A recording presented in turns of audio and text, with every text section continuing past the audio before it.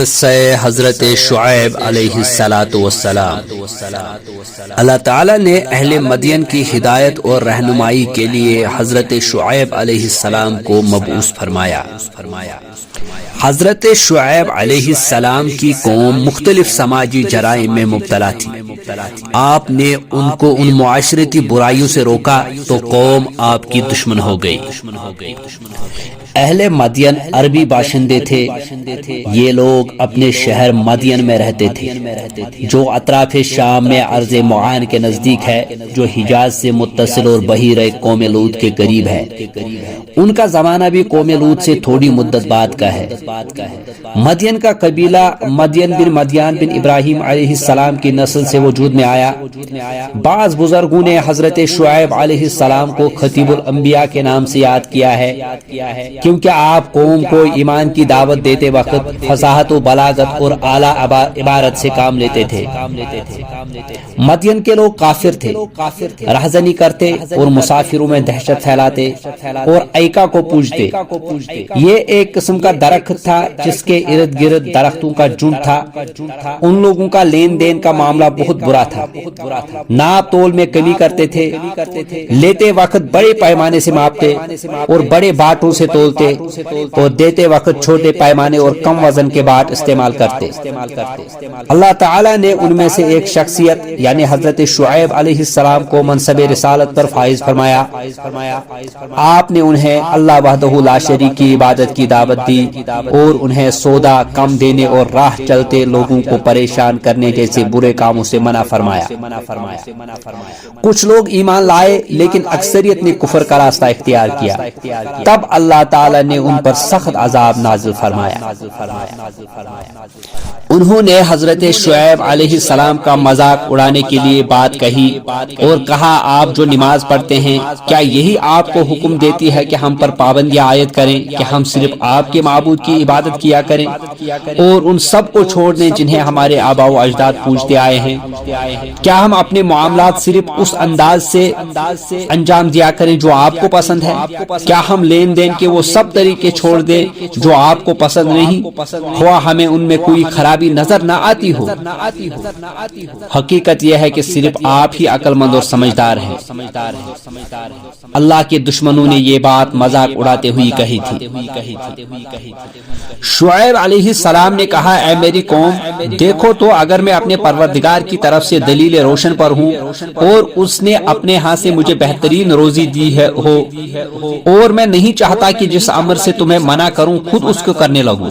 میں تو جہاں تک ہو سکے تمہارے معاملات کی اصلاح چاہتا ہوں اور اس بارے میں مجھے توفیق کا ملنا اللہ ہی کے فضل سے ہے۔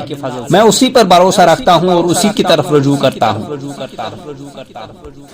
انہوں نے کہا، اے میری قوم، میری مخالفت اور میرے لائے ہوئے پیغام سے نفرت تمہیں اس طرف نہ لے جائے کہ اپنی گمراہی اور جہالت پر قائم رہو، جس کے نتیجے میں تم پر اللہ کا عذاب آ سکتا ہے، جس طرح تم جیسے پہلے کافروں پر آیا تھا، یعنی جس طرح قوم نوح اور عاد اور سمود کے کافر اور حق کے مخالف اللہ کے عذابوں کی لپیٹ میں آ گئے تھے۔ یعنی وہ کوئی بہت پرانے دور کا واقعہ نہیں ہے، بلکہ ان کے کفر و عناد کی وجہ سے آنے والا عذاب تمہیں معلوم ہے۔ شعیب علیہ السلام نے کہا، تم اپنے موجودہ گناہوں سے باز آ جاؤ اور رحمت کرنے والے محبت کرنے والے رب کے آگے توبہ کرو، کیونکہ جو بندہ توبہ کرتا ہے اللہ اس کی توبہ قبول فرماتا ہے۔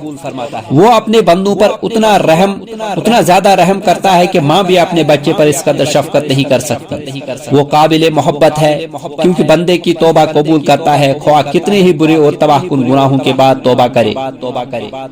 حضرت شعیب علیہ السلام نے قوم کو ہر طرح سے سمجھایا، قوم کی ہر طرح سے خیر خواہی کی، انہیں اللہ تعالیٰ کی طرف سے حاصل شدہ خیر و برکت یاد دلائی اور برائیوں سے روکا، مگر قوم نے ماننے کے بجائے آپ کو سنسار کرنے اور بستی سے نکال دینے کی دھمکیاں دی۔ یہ ان کے شدید کفر و عناد کا اظہار ہے کہ انہوں نے کہا، تمہاری بہت سی باتیں ہماری سمجھ میں نہیں آتی کیونکہ وہ ہمیں پسند نہیں، نہ ہم انہیں سننا یا سمجھنا چاہتے ہیں۔ یہ وہی بات ہے جو قریش کے کافروں کافروں نے رسول اللہ صلی اللہ علیہ وسلم سے کہی تھی۔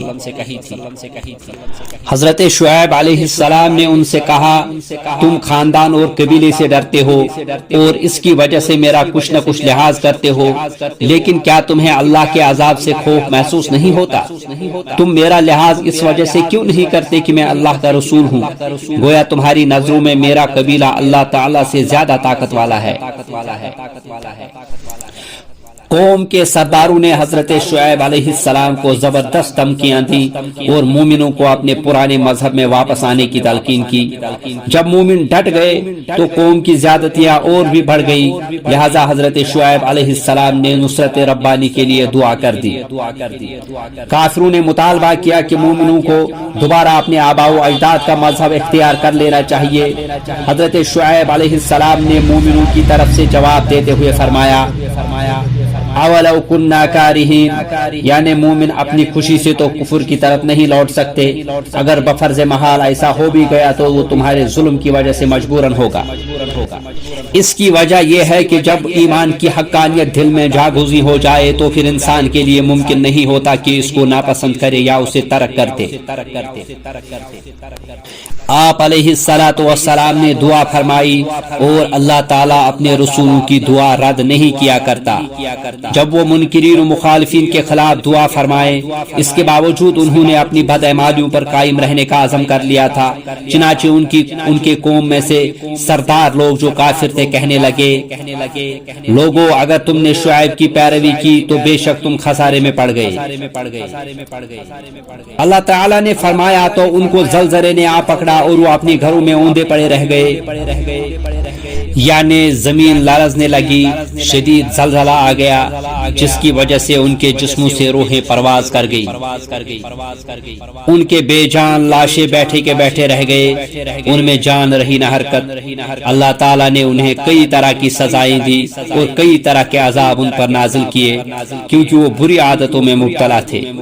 اللہ تعالیٰ نے ان پر ایسا زلزلہ مسلط کیا جس سے وہ بے حس و حرکت ہو کر رہ گئے، اور ایسی چیخ کا عذاب بھیجا کہ تمام آوازیں خاموش ہو گئی، اور ایسے بادل کا سایہ کیا جس سے ہر طرف آگ کے انگارے برسنے لگے۔ لیکن اللہ تعالیٰ نے ہر صورت میں کلام کے سیاق و سباق کے مطابق کسی ایک کا عذاب کا تذکرہ فرمایا۔ سورہ اعراف میں ہے کہ انہوں نے اللہ کے نبی اور ان کے ساتھیوں کو دھمکی دی کہ اگر انہوں نے دین حق کو ترک نہ کیا تو انہیں بستی سے نکال دیا جائے گا۔ مفسرین فرماتے ہیں کہ ان پر سخت گرمی مسلط ہو گئی۔ اللہ تعالیٰ نے 7 دن ہوا روک لی، گرمی کی شدت پانی سے کم ہوتی نہ سائے سے اور نہ تہخانوں میں داخل ہو جانے سے، چنانچہ وہ گھروں سے میدان میں نکل آئے۔ اچانک ان پر ایک بادل آیا تو وہ سب اس کے نیچے جمع ہو گئے تاکہ گرمی سے تسکین حاصل ہو۔ جب وہ سب کے سب جمع ہو گئے تو اس میں سے چنگاریاں اور شعلے برسنے لگے، زمین زلزلے سے لرزنے لگی اور آسمان سے انتہائی شدید آواز گونجی جس سے وہ سب تباہ و برباد ہو گئے۔ پھر اس کے بعد حضرت شعیب علیہ السلام نے قوم کی تباہی پر افسوس کا اظہار کیا، یعنی ان لوگوں کے تباہ ہو جانے کے بعد حضرت شعیب علیہ السلام ان کی بستی سے یہ کہتے ہوئے چل دیے کہ میں نے پوری خیر خواہی کرتے ہوئے اللہ کے احکام مکمل طور پر تمہیں پہنچا کر اپنا فرض ادا کر دیا ہے، اور جس طرح مجھ سے ہو سکا میں نے ہر طریقے سے تمہیں ہدایت سے سرفراز کرنے کی کوشش کی، لیکن تم اس سے کوئی فائدہ نہ حاصل کر سکے کیونکہ ہدایت دینا اللہ کے قبضے میں ہے۔